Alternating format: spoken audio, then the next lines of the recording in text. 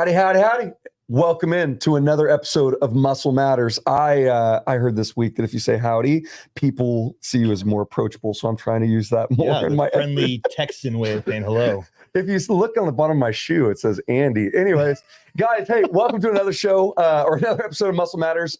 I am your co-host, Blake Bernard, and tonight we are joined by new talent here at 511 Media. This is Mr. Eric Frapwell. You might recognize him from a couple weeks back. We had him on my other show, Train to Win, as well as Muscle Matters. He was a hit. He's highly intelligent, highly successful as an entrepreneur, bodybuilder turned coach. Is there anything else we need to? Other than family man and husband, that's the only other credentials I have. Full-time husband, family man, dad, and straight up hustler. This is Mr. Eric Frapwell. Before we get rolling, guys, we need to plug our sponsor that was full of coffee. This is Covenant Coffee. And guys, they represent hope in a cup. These guys own and operate multiple coffee shops here in town, as well as wholesale bean sales, for lack of a better term. And they provide employment opportunities to impoverished and underprivileged youth coming out of the foster care system. So guys, there's no better cause to support your caffeine consumption with. I think that's right. I think that's right. Covenant Coffee. Anyways, next time, guys, make sure this is not filled with water so I don't spill this all over myself. Yeah, well, you wanted the coffee, scent. Oh my gosh. Cover the musk. Anyways, guys, hey, tonight we want to talk about Ozempic. This seems to be a really hot topic in the media today, and something that we've seen in our own coaching practices quite a bit lately, and our gyms. Eric, explain Ozempic and what are your thoughts on it? So I mean, Ozempic is the brand name, right? So there's a couple brand names, Wegovy, Ozempic, and I'm probably missing a couple, but it's all semaglutide is the generic, right? So if you hear any of those three names, all the same compound, all going to do the same thing for you. I'm going to tie in some of the other ones there. So you've heard about tirzepatide, which is also called Mounjaro. Slightly different, but all in the same boat. So basically, it's this huge craze, essentially, that has hit over the last year, 2 years, and is basically a super effective way for people to lose weight. But without making it sound like it's the miracle, there's also a lot of downsides to it. And I think a lot of people these days are using it incorrectly or without, just in the wrong application. So, without harping on it too much yet, I'll get into the downsides. We're going to talk a little bit about the benefits. One of the main benefits is appetite suppression. So, it works as a GLP-1, which is a glucagon-like peptide. Without getting the weeds about that, basically your body produces a hormone called glucagon, which then in turn, basically your body will, release insulin based on the amount of carbohydrates you're taking in. So it actually was made initially for an anti-diabetic drug to kind of use in lieu of, or before someone might need to take insulin. Mm-hmm. So there is a practical application for health purposes, right? It will lower fasting glucose levels and, in turn make you healthier. But the downside, also the upside, is that it just suppresses your appetite incredibly well. Mm-hmm. So people take this and they're not eating and they think it's perfectly fine because they're not hungry.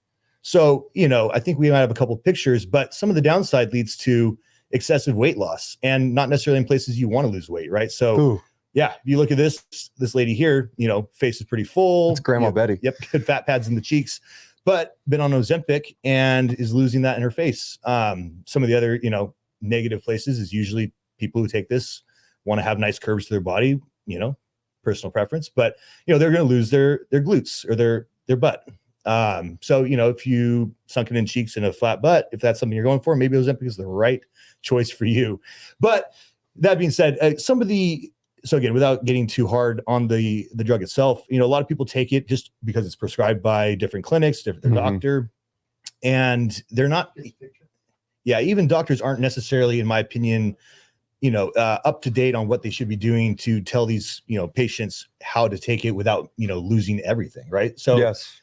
Tying this back to actually the name of the show, Muscle Matters, is, if you're not eating, you're going to lose muscle as well. So, loss of muscle is not going to give or get you anywhere positive down the road later in life, right? Losing muscle is really one of the fastest ways to age yourself.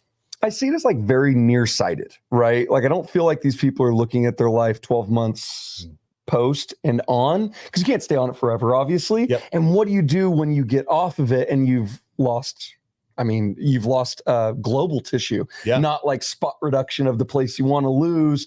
But we were talking pre-show about all the people, like, let's talk about females, use a great example of wanting to grow your glutes. That's some of the most fat dense tissue in your entire body. That's why they pluck from your glute tissue to plug it into other places for fat transfers and fat transfers, all kinds of applications. You're going to lose it from there too. And so you want to lose all of your shape and end up looking sunken in like a shell of yourself. We've all seen those pictures of celebrities, right? That look 20 years older, and in the I don't know, span of 6 months, either they have a bad, hard drug problem, or or they're on Ozempic. Yeah. You know what else is a great appetite suppressant? Training. Meth. Oh, okay. Wait, I was on a different page than you. Anyways, yeah. So it's just very nearsighted. Yeah. I'd rather people learn how to train hard and eat well and pass that on to their kids, Absolutely. creating generational health. Yeah. I mean, but I'm curious to know, like, we're seeing this with like celebrities, and I love to talk about the people in my gym, the moms getting on it, people that like will turn down training and things like that, spend the same amount of money on what they regard as a magic pill. That's a completely different can of worms. Yeah. But I'm curious why you don't hear about more bodybuilders taking it. If it's such a powerful fat burner and they're on the PEDs to preserve their muscle mass, why weren't they the first to use that? Yeah. I mean, so as far as in the realm of who I'm surrounded with in bodybuilding, it's a newer thing for them as well. I'm seeing some people start to experiment with it, but it was nothing that we as bodybuilders even talked about last year. Like, I didn't hear anybody last year tell me they use semaglutide. Or Me neither. Yeah. So it is, in my opinion, in my view, it's a new thing to the bodybuilding industry, which is kind of weird because bodybuilding has always led the way as far as very PEDs like gray area, kind of leading the charge on a lot of that stuff. Yeah. A lot of, we always say in bodybuilding, we're 20 years ahead of science. Bodybuilding, even look back to Arnold's days, what he was doing back then, people thought was ludicrous, but then science catches up and it's like, oh, what he was doing was actually pretty accurate, pretty spot on to what we can prove is working in science. Mm-hmm. So there's that aspect. I wanted to touch back on what you're saying about, people, why don't they just want to train and diet? And I think that is, regardless of you taking Ozempic, semaglutide, that has to be the core of what you're doing. You can add semaglutide in as a supplement to that, but it shouldn't be a replacement for it. Right. Now, again, not talking about what it'll do negatively for you, but if it's going to just make you lose mass, muscle and fat, there needs to be some, counter to that. So you need to be, in my opinion, preserving muscle at all costs. Yeah. Right. So bodybuilders actually might be a good example of someone who could benefit from it, because we have to diet down so extreme, and guys who weigh 240 lean might have to eat 1,500 calories a day, which is crazy. Right. You normally have, people who weigh. It's a mild cut for a woman. Yeah. You know right. I mean? Yes. People who weigh 150 might have to eat Right. 1,500 calories a day. So someone who's almost 100 pounds more having to eat that. That's an extreme cut. So, but they also have the PEDs in place to kind of help to preserve that. And the most important one is they're eating enough protein. Yeah. So the layperson that we really struggle as coaches to simply eat, minimum 80% of their body weight that's in minimum. protein. I tell everyone 1 gram because I want them to be higher. How many women do you know doing that? Very few. Very few people. It's hard to eat. And that's the other thing too, is as far as appetite suppression, right? If you want to naturally, through diet, suppress your appetite, you eat more protein. Yep. And a little fat. That's going to satiate you way more than anything else you can do, right? Dietarily. Now, what, Eric, physicians know best. They have to have our best interest in mind. Why would they prescribe us something that might harm us or promote, an unhealthy lifestyle? It's definitely not because the 2 reasons I'm going to state now, which is money, which controls so much in this world. But 2, it's just an easy addition to somebody. 100%. They know, and we see this with our clients and just people who are around, like, it's hard to get people to stay disciplined to do the right things all the time or enough to make a change. So if I can, as a physician, just prescribe you one medication that basically makes you stop eating, that's a huge, huge factor in you losing weight, which will make you healthier for an extent. But actually there was a doctor who I subscribe to a lot of his ideas and philosophy on things. His name is Dr. Peter Attia. So in his anti-aging clinic, he showed that anyone they put, so for basically say 200-pound person came in, it doesn't matter, 50% body fat, 40%. They put them on semaglutide, they might lose 20 pounds of weight in a month. But when you look at the amount of muscle they lost, it's almost 50-50. So now you're lighter, but you're actually fatter. Yeah. You just lost lean mass along with it's kind of a net negative, right? Net negative. It leaves you in a worse situation than you Yeah, then you showed started. up in. Yeah. So just this is kind of trailing off a little different direction, but I think the focus on the scale, the number on the scale, is so ingrained in people's mind, and that is probably the last thing you really need to be concerned about is the actual weight.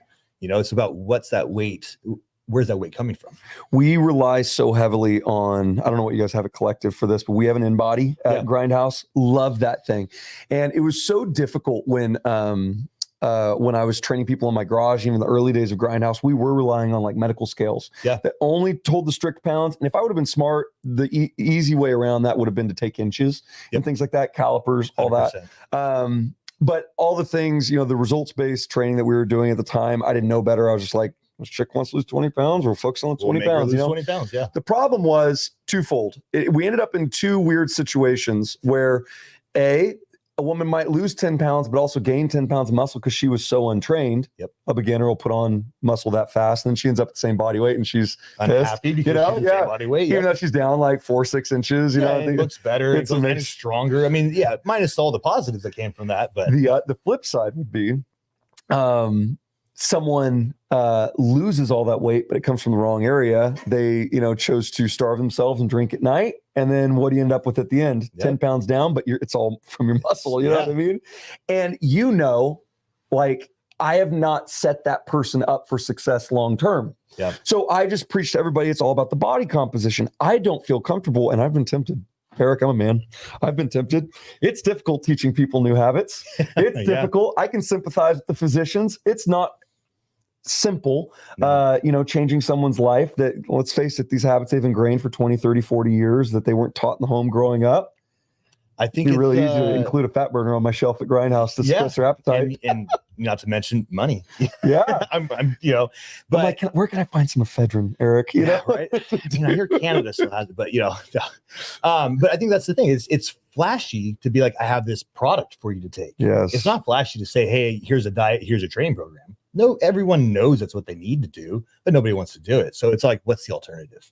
So it's like, we used to work at a supplement shop. So I was like, hey, what's your best pre-workout? I'm like, oh, dude, this one for sure. Oh, well, what's your other best one? I'm like, this is the best one. I just told you, like, what? You're always looking for the next, a different answer. They don't want to hear the truth. That sometimes, Carlos, get out of my shop. Cool. I can't help you here.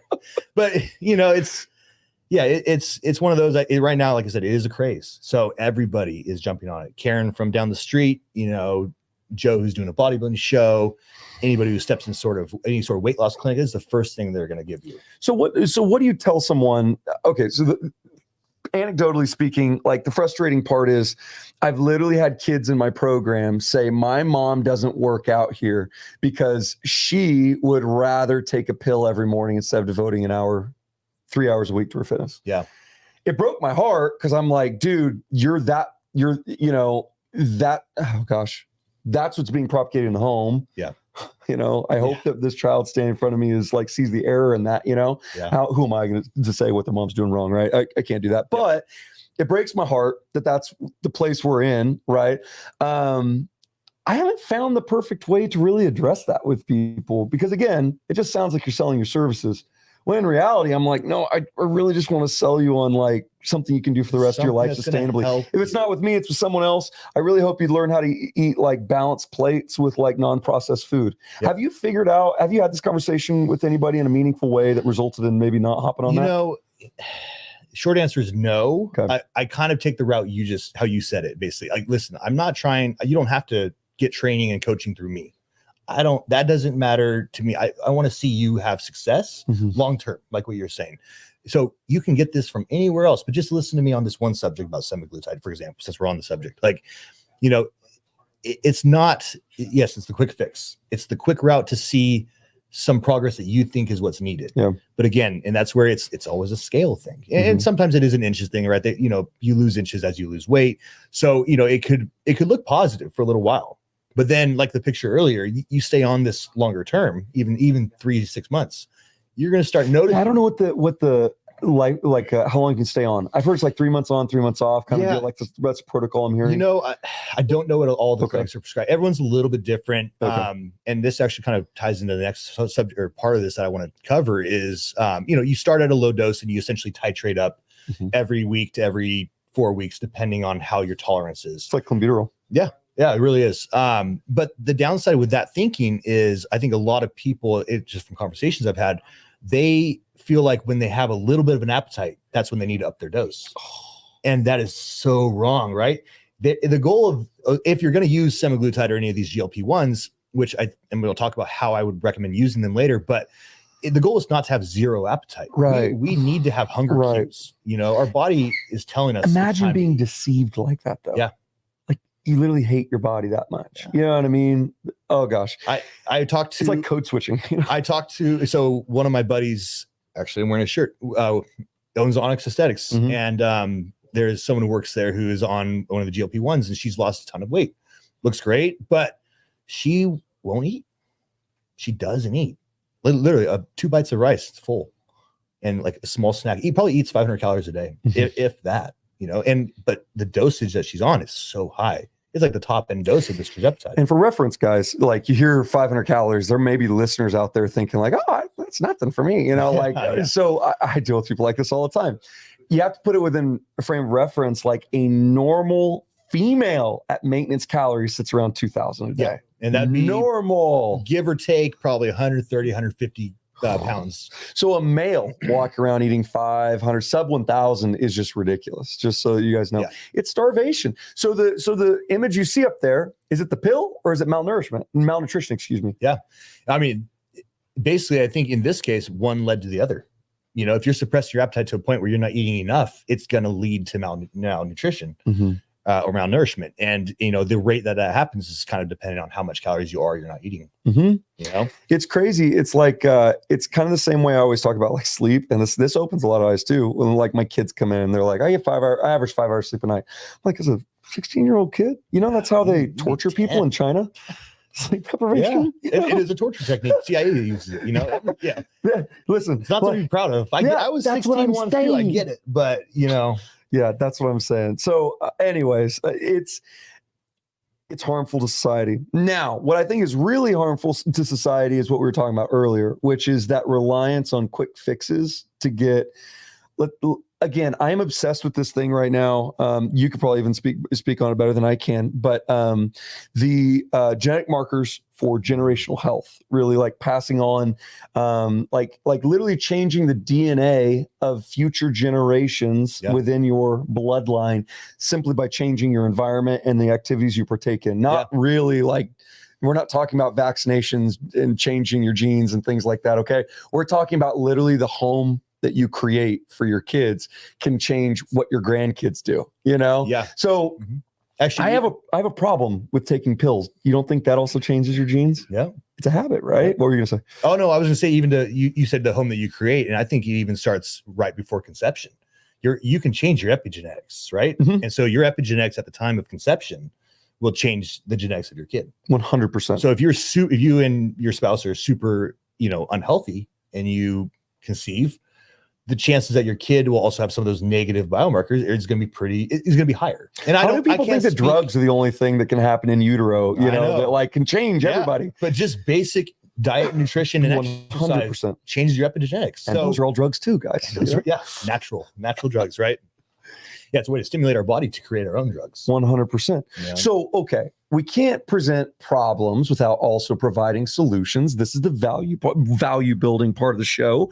Eric, what are your, I guess, again, think of the people, I don't want to stereotype. Think of the people that you would imagine being on this, right?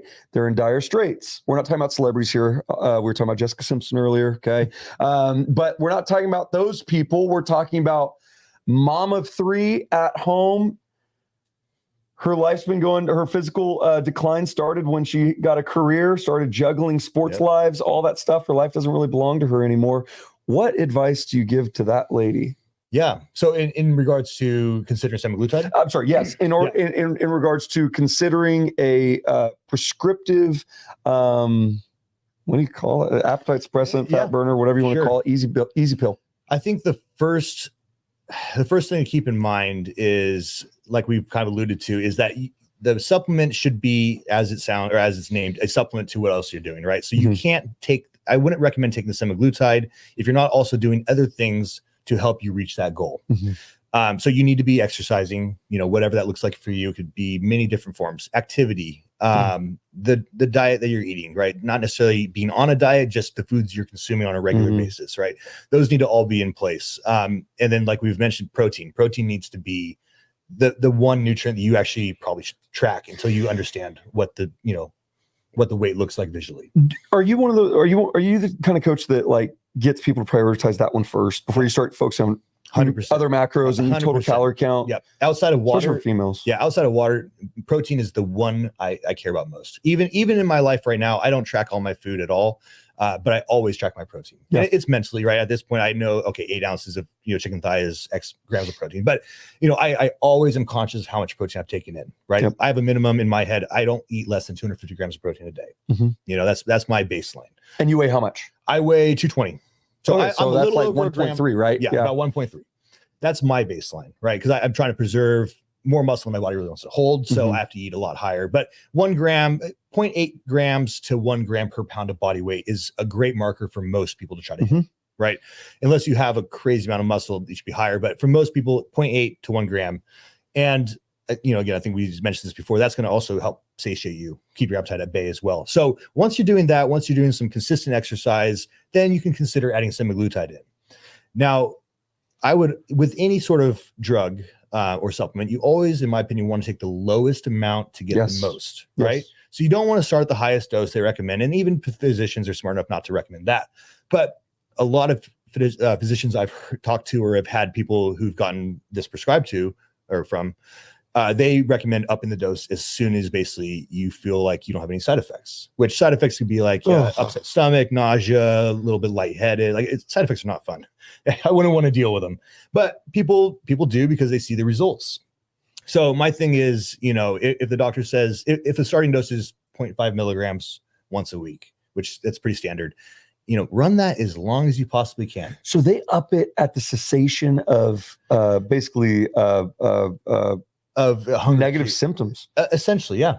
Not performance, not. Yep. So they have a pretty standard, like, okay, every 2 to 4 weeks, we're going to basically double the dose as long as you're not having the side effects. So if you would you ever double the dose like that? Titration is usually, guys, like 5 to 15% increases of any medication, drug. Oh, I know. Doubling. It's unbelievable. That's unreal. So I mean, what I recommend for people is, microdosing now, essentially, basically, compared to what clinics are going to recommend, right? So just take the lowest dose that you need to get I'd say a 60% decrease in your appetite. That should be enough of a help that you can control the rest of your rest of your diet, right? Yeah. You shouldn't be overly hungry or craving carbs. I do have a buddy who's taking it right now, and he doesn't have his appetite's not fully suppressed, and he'll say like, okay, when I crave ice cream, I'll take a bite, but just that flavor is enough to satiate him. He's like, I don't need the rest of this. Whereas he'd normally finish that pint of Ben and Jerry's. 1 to 2 bites of something that's, quote unquote, sweet, bad. Whatever. I feel attacked, but I'm not taking Ozempic. He's not talking about me. Yeah. I mean, I'll smash a pint of ice cream too tonight, but prioritize protein. So prioritize protein. Exercise before. And how long should someone do that? So, it's like, this is where I think I'd like to hear your take, but I'd say enough to build a habit, enough to build a habit. And we know that's about 3 months, right? So, I mean, truthfully, I'd like to see it cemented in 6. Yes. You know what I mean? And again, I'm like, dude, if you do that and you're like, that's a lifestyle change. That's probably a different person up here, in here, and then also physically standing in front of you in 6 months after they've been, what do you think? Walking daily. Yeah, just walk. Exactly. Walk intentionally daily. Exercising at least 3 days a week. It's crazy. My wife, she's a mother of 2, stay at home, and she's turned to those beach body workouts on the TV. I've been doing a couple with her, just like on the days I can't make it to the gym. I'm like, I'm just going to do it. I get it now, dude. The whole like P90X, all that craziness that you see people doing in the garages. I get it. And I'm not so much of a workout snob anymore to believe that wouldn't change a ton of people's lives. Oh, because that with the little portion control cups they give you and everything. And guess what? It's not magic, guys. It's just getting active and monitoring calorie intake. Yeah. Actually, so probably you said, but it's leading on to, you're saying making lifestyle changes, right? So I think that's the other aspect of any of these PEDs is that it's only going to help you while you're taking it. And so semaglutide, literally a week after you stop, your appetite's right back to normal. And if you're still a slob, And if you're still a and your slob, metabolism's in the tank, or if you haven't even made any changes to change your lifestyle, what do you think is going to happen? dangerous. You're going to revert right back. Well, why don't you talk about what happens to bodybuilders? It's the same thing. Like if they've got a poor coach that, immediately after a big show, they just let them pig out for a couple weeks and their metabolism is as low as the calorie intake they were cutting with. Yep. So tell me what's the rebound? It's almost the exact same. I've seen people blow up. I mean, so mind you, bodybuilders, you're also manipulating water and sometimes sodium. Not that I advocate that, but you're manipulating things at the end to get as dry and as hard and full as possible. So there's other things, but in the big picture, you've cut your calories so low for so long, your metabolism has slowed down with it to try to maintain homeostasis. So yeah, if you come off of a show or a prep and you immediately just go back to eating ad libitum, as much as you feel, and your hunger cues are very high at that point because you've been thinking about food for the last 8 weeks, so you have all these foods that you want to eat. You can't wait to eat it. You have the freedom to do it, but then your body's not ready to handle it. You still got that pint of Ben Jerry's in the freezer. Yeah. So, I mean, I've seen people gain 30 pounds in 2 days. Yeah. And only like 10, 15 of that's water, guys. Yeah, it is. And that's it. Right. And because even if they get back on, a week later, maybe they'll lose that 10 to 15, but they're still 10 to 15 pounds heavier than they were prior. Guys, the laws of the body don't change. Now, sub out show or contest, whatever verbiage Eric just used in the bodybuilding world, and insert Ozempic. It's the same thing that brought down your metabolism, brought down your energy consumption. Yep. And now you've got a surplus of energy. What's going to happen? Yep. So, I mean, it's same thing I tell my athletes is, post show, go ahead, have that free meal, right? And this might not apply to Ozempic, people on Ozempic, but, I tell my athletes, have that free meal, even the next day, maybe eat a little bit, have that breakfast you want, but then jump right back on the plan, right? And maybe it has a little more calories than what you were the week prior, but you're still on a very restrictive diet at that point because we need to slowly reintroduce the amount of calories and work your metabolism back up. And we do that with normal people at my gym, dude. Yeah. We just signed up 2 ladies in the last 2 weeks that each were eating sub 1,000 calories. And we're like, we have to add 100 calories a week. Yep. You can't. And they hate it. They think we're nuts, know, but I was like, hey, you're eating 800 calories a day. Yeah. What are you going to do at that point? Where are we going from here? Yeah. So it's interesting. So I do think it applies though. If you didn't have those habits ingrained, like the self-control, paying attention to hunger cues, everything you might do at the table, eat with your fork, put the fork down, drink a glass of water with there's so many tricks. Yep. But if you're not learning those and applying those and you're relying on a pill to do it, then when you take the pill away, if you're still a slob, you're a slob. Yeah. And I think that leads into the part that people don't want to admit. That's the addictiveness of it. Mm-hmm. It's like steroids, right? Also, I only look the way I want to look when I'm on. Yep, exactly. You only feel the way you want to feel because you don't want to feel hungry all the time. You don't want to feel like you've been eating house and home all day. So you want to have something that helps take that feeling away from you. That's what a drug does, right? Yep. You take drugs to escape a feeling normally or to get a feeling, right? Yep. Or steroids, you want to be bigger. You want to look fuller. I just want to feel something, Eric. It's probably the steroids causing you to be apathetic, but it's the same thing, right? So that becomes this. Now it's a habitual compound that you're taking all the time because you're so afraid to come off of it and have everything you've worked for, quote unquote, revert back to what it was prior. Maybe even worse. Even worse. I'm proud of us, Eric. We went a full 30 minutes without slandering any doctors. How do we stay away from the doctors that long? That's part 2 of this conversation, guys. Tune in next week. So, guys, this has been another awesome action-packed episode of Muscle Matters. Get used to seeing this guy's ugly mug. We're going to be seeing Eric in the studio much more often. And let's be honest, he's just raising the average of the show because my mug brings us down. So anyways, guys, you can find me at Blake Bernard Coaching on Instagram. Eric, tell our faithful followers where they can find you and all your good work. Mostly Instagram. So it's at Frapverse and there's some underscores in there, but you can find me if you check out Blake's page. I'm under his friends if he follows me still. 100%. Guys, until next time, hail strength. This has been Muscle Matters every Tuesday night at 6:30.